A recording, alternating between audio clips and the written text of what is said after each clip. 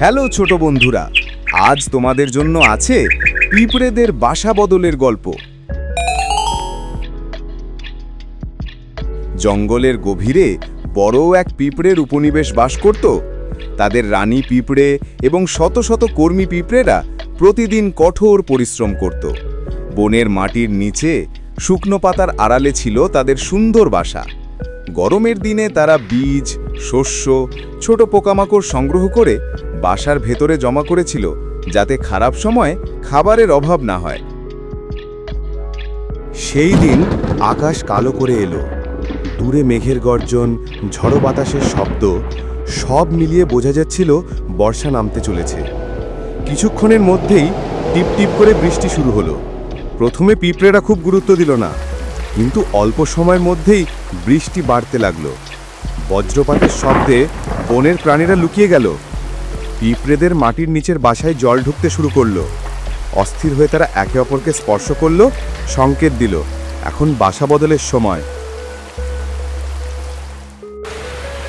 পিঁপড়েরা চারপাশে জড়ো হলো। দু একটি পিঁপড়ে দ্রুত পরিস্থিতি দেখে ফিরে এলো। ওপরে একটি বড় গাছের গোড়ায় শুকনো এবং উঁচু জায়গা আছে, সেখানে নতুন বাসা তৈরি করা যাবে। সাথে সাথে পিঁপড়েরা লম্বা সারি করে হাঁটা শুরু করলো। কেউ মুখে করে ডিম নিয়ে যাচ্ছে, কেউ খাবারের দানা, কেউ আবার ঘিরে রাখছে যাতে বিপদ না আসে। জল এখন আরও বাড়ছে, পুরনো বাসার অর্ধেকটাই ডুবে গেছে, কিন্তু পিঁপড়েরা ভয় না পেয়ে কাজ করে চলল।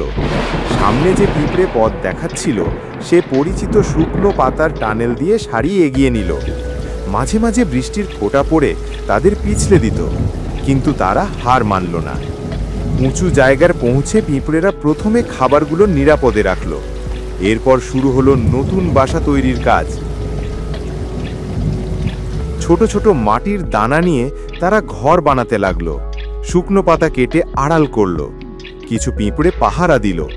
একদল আবার পুরনো বাসা থেকে বাকি খাবার আনার কাজে গেল। এই সময়ে এক দয়ালু ঝিঁঝি পোকা ছাতা সদৃশ বড় পাতাটা মাথার ওপরে ধরে দাঁড়ালো, যাতে পিঁপড়েদের ওপর বৃষ্টির ফোঁটা না পড়ে। বনের মাঝে এমন সহায়তা সবাইকে আনন্দ দিল।